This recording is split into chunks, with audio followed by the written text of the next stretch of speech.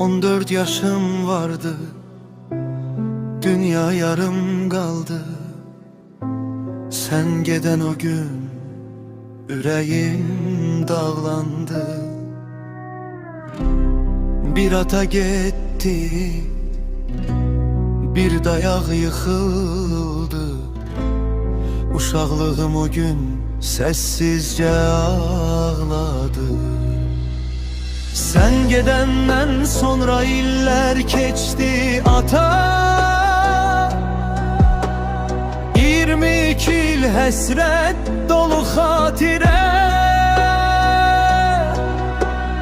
Kaş bileydim o vaxt, kaş anlayaydım sensiz hayat ne kadar ağır imiş.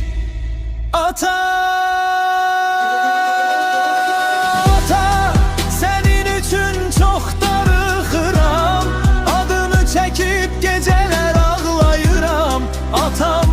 qəhrəmanım mənim, gürurlu, güclü, mərd insanım mənim.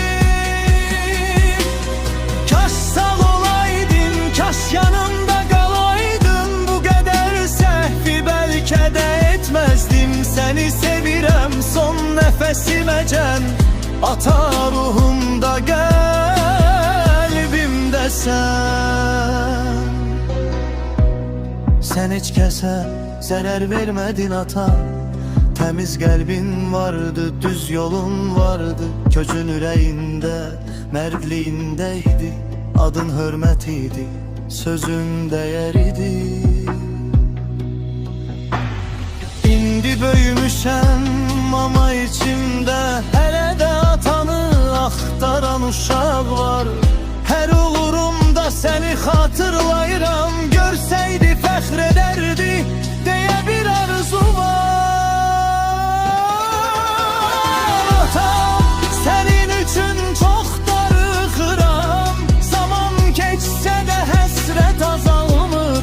Atam, yolumu işıqlandıran, göylərdən məni qoruyan mələyimsən.